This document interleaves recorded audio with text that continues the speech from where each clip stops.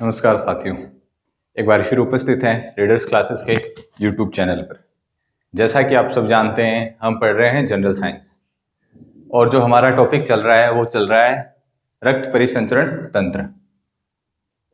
रक्त परिसंचरण तंत्र में हमने लास्ट क्लासेस में जो डिस्कस किया था, देखो हमने हार्ट के बारे में पढ़ाई कर ली है। एक तो हार्ट पढ़ लिया है और रुधिर वाहिनियां पढ़ ली है। रक्त परिसंचरण तंत्र का निर्माण जो होता है वो तीन चीजों से होता है। तीन प्रमुख अंग होते हैं। एक तो होता है उसमें हृदय, उसके अलावा एक होती है ब्लड वेसल्स, रुधिर वाहिनियां, प्लस उसके अलावा होता है ब्लड।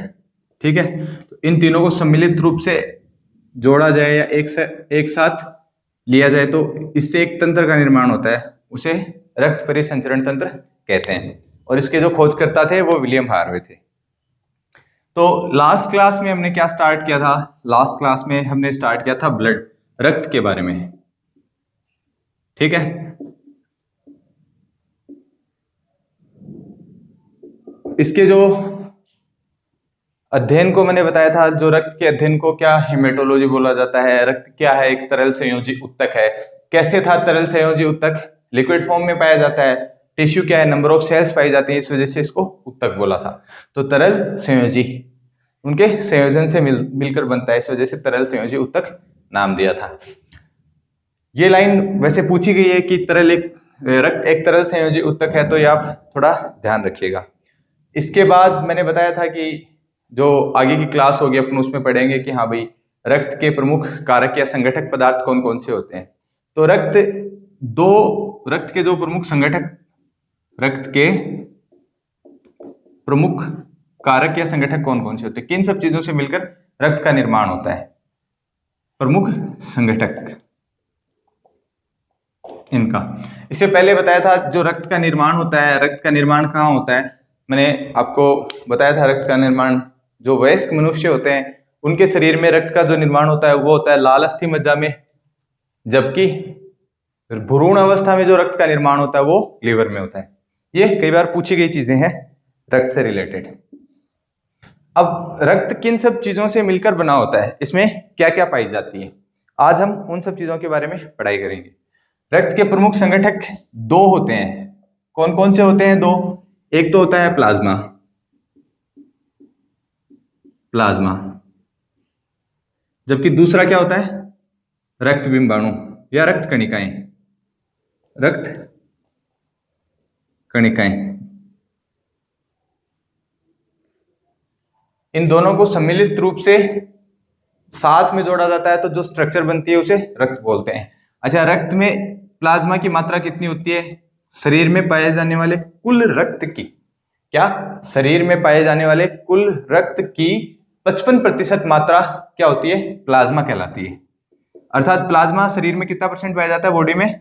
रक्त का टोटल अमाउंट जितना है उसका 55%। जबकि रक्त कणिकाएं ये कितनी पाई जाती हैं? 45%। ठीक है, अब प्लाज्मा किन सब चीजों से मिलकर बनता है और रक्त कणिकाओं के कितने प्रकार होते हैं, ये किन सब चीजों से मिलकर बनता है, आज हम इस चीज के बारे में अध्ययन करेंगे। तो यहां से क्वेश्चन बनता है। क्वेश्चन जो कल मैंने आपको 2-3 क्वेश्चन बताए थे कि रक्त क्या है? तरल संयोजी ऊतक है। रक्त का निर्माण लाल अस्थि मज्जा में, भ्रूण अवस्था में रक्त का निर्माण लीवर में। ये स्टैंडर्ड क्वेश्चन है जो हर बार हर एग्जाम में पूछे जाते हैं, तो आप उनको थोड़ा ध्यान रखिएगा। यहां से क्वेश्चन क्या बनता है? यहां से क्वेश्चन यही बनता है, सबसे पहला क्वेश्चन तो, कि प्लाज्मा की मात्रा कितनी होती है और रक्त कणिकाओं की मात्रा कितनी होती है। प्लाज्मा की कुल मात्रा 55% होती है। प्लाज्मा में क्या क्या पाया जाता है? क्वेश्चन ये बनता है।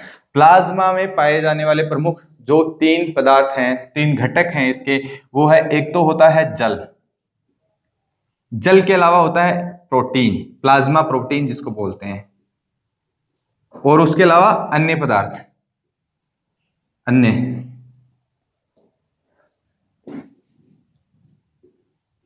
अन्य पदार्थ होते हैं कुछ।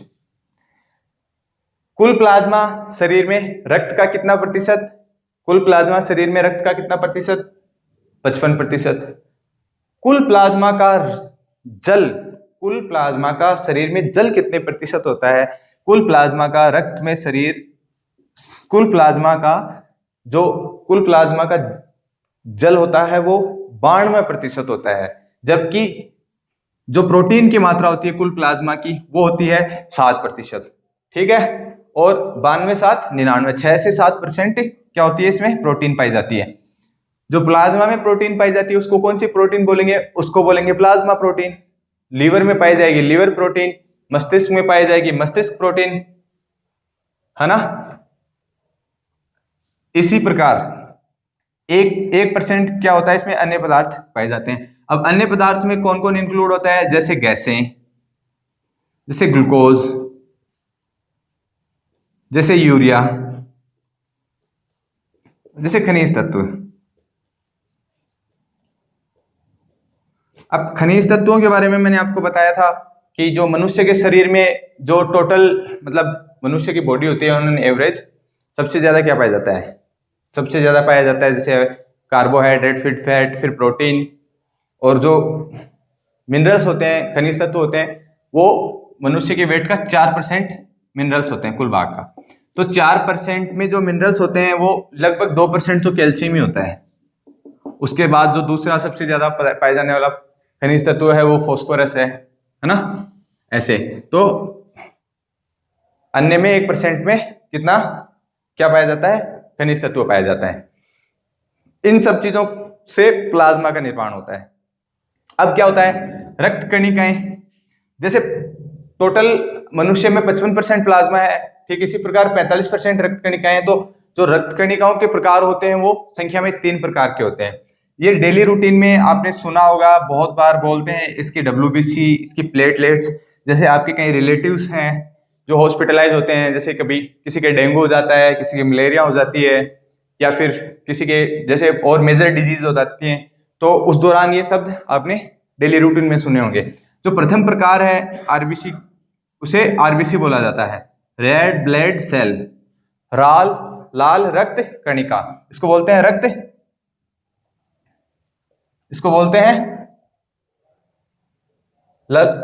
लाल रक्ताणु, लाल रक्ताणु, आरबीसी। ठीक है, आरबीसी जो जैसे प्लाज्मा पाया जाता है 55%, उसका 90 से 92% जल पाया जाता है। तो जो मनुष्य के शरीर में पाई जाने वाली रक्त कणिकाएं हैं, उन कुल रक्त कणिकाओं का जो आरबीसी का अनुपात होता है वो लगभग 99% होता है। अर्थात मनुष्य में लगभग जितनी भी कणिकाएं पाई जाती है, सबसे ज्यादा अधिक संख्या में क्या पाया जाता है, लाल रक्त कणिकाएं पाई जाती है, आरबीसी पाई जाती है।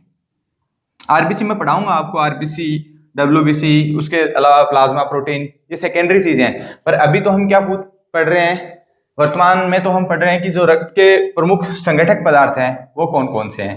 रक्त के संगठक पदार्थ प्लाज्मा और ब्लड वेसल्स, रक्त कणिकाएं हैं। तो रक्त कणिकाओं के 3 प्रकार हैं। प्रथम प्रकार आरबीसी, जो द्वितीय प्रकार है वो है WBC, लाल रक्ताणु श्वेत बिंबाणु।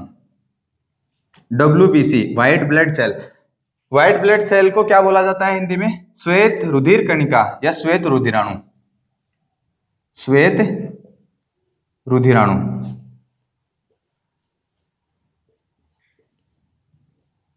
देखो इसका अगर आप जैसे संधि विच्छेद करके पढ़ते हो तो जैसे रक्त प्लस अणु, रक्त का जो अणु है वो आरबीसी, ठीक है। रुधिर का जो अणु है वो, ये पर्याय हैं किसके, रक्त और रुधिर रक्त के पर्याय हैं।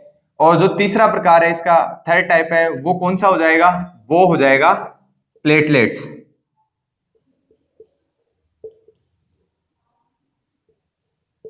ठीक है, प्लेटलेट्स में क्या, इसको क्या बोलते हैं हिंदी में, पट्टिकाणु।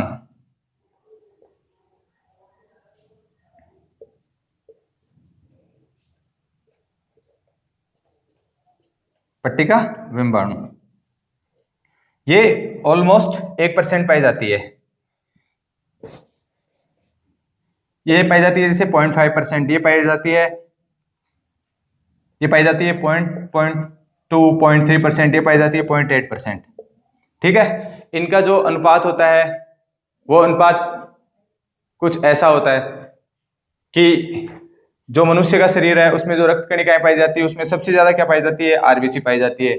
आपसे ये एग्जाम में पूछा जाता है कई बार कि इनका क्रम बताइए, मनुष्य के शरीर में पाई जाने वाली प्रमुख जो रक्त कणिकाएं हैं उनका क्रम बताइए, तो उनके बारे में अभी अपन डिस्कस करेंगे। वैसे जो सामान्य व्यक्ति होता है उसमें कितना ब्लड पाया जाता है, इससे भी रिलेटेड कुछ क्वेश्चंस बनते हैं। तो ये रक्त के प्रमुख संगठक है, प्रमुख कारक है कि रक्त में प्लाज्मा है और रक्त में रक्त कणिकाएं, उनका जो अनुपात है वो किस अनुपात में है, कितनी पाई जाती है।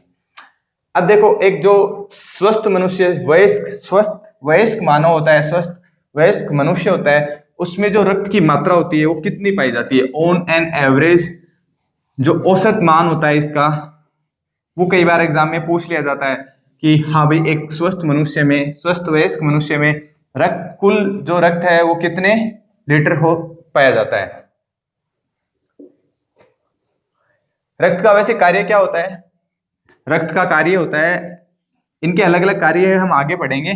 बाकी आरबीसी का जैसे मेजर वर्क होता है वो कई बार पूछ लिया जाता है एग्जाम में, वो होता है कि हमारे शरीर के प्रत्येक अंग में हृदय का क्या कार्य होता है, प्रत्येक अंग में रक्त को प्रवाहित करना, जबकि रक्त का क्या कार्य होता है, प्रत्येक अंग में ऑक्सीजन को प्रवाहित करना।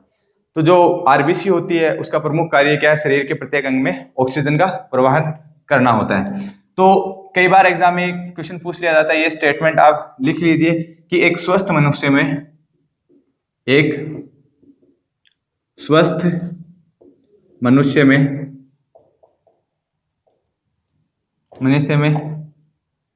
औसत 5 से 6 लीटर, 5 को स्टार मार्क कर रहा हूं कि वैसे तो एग्जाम में जनरली नहीं पूछा जाता है कि 5 या 6 दोनों एक साथ ऑप्शन में नहीं मिलते हैं। आपको ऐसे एग्जाम में ऑप्शन में दे दिया जाएगा कि मनुष्य में कितना लीटर खून पाया जाता है, 7, 8, 9, 5 या 7, 8, 9, 6। तो ये दोनों ऑप्शन एक साथ नहीं मिलते हैं। बाकी फिर भी बाय चांस इन केस अगर कभी पूछ लिया जाता है कि हाँ भाई ये दोनों ऑप्शन में दिए हों तो आपको 5 मार्क करना है, अदरवाइज 5 से 6 लीटर रक्त पाया जाता है, रक्त पाया जाता है। इसी प्रकार इसी क्वेश्चन को एक बार तो ओड मरोड़ के पूछ लिया गया था कि यहां क्या पूछा गया है, यहां ये पूछा गया है कि जो एक स्वस्थ मनुष्य है उसमें कितना रक्त लीटर में पूछा गया है, कितना रक्त लीटर में पाया जाता है। जबकि यहां जो पूछा गया था वो पूछा गया था कि एक मनुष्य में, एक स्वस्थ मनुष्य में जो रक्त पाया जाता है उस रक्त की मनुष्य के कुल भार की कितनी मात्रा होती है। जैसे एवरेज कोई व्यक्ति 20 किलो का है, कोई व्यक्ति 20 किलो का है, तो उस 20 किलो के व्यक्ति में कितना लीटर ब्लड पाया जाता है, चलो मान लो 5 किलो, तो कितना 40% हो गया। इसी प्रकार जैसे इसका 40% नहीं होगा, इसका हो जाएगा 40%, जो भी है। एक जो व्यक्ति है, स्वस्थ मनुष्य है, उसका कोई भी वजन मान लो आप जितना 100 किलो है, तो 100 किलो के व्यक्ति में अगर 5 लीटर रक्त पाया जाता है तो ये 20% हो गया, ठीक है। इसी प्रकार जैसे 50 किलो का व्यक्ति, उसमें 5 लीटर रक्त पाया जाता है तो ये कितना हो जाएगा, 40%। तो ऐसे पूछ लिया गया था कि मनुष्य के शरीर में पाए जाने वाले रक्त की जो मात्रा होती है वो शरीर के कुल वजन की मात्रा का कितना परसेंट होती है। तो ये स्टेटमेंट भी आप थोड़ा ध्यान रखिएगा कि मनुष्य के शरीर में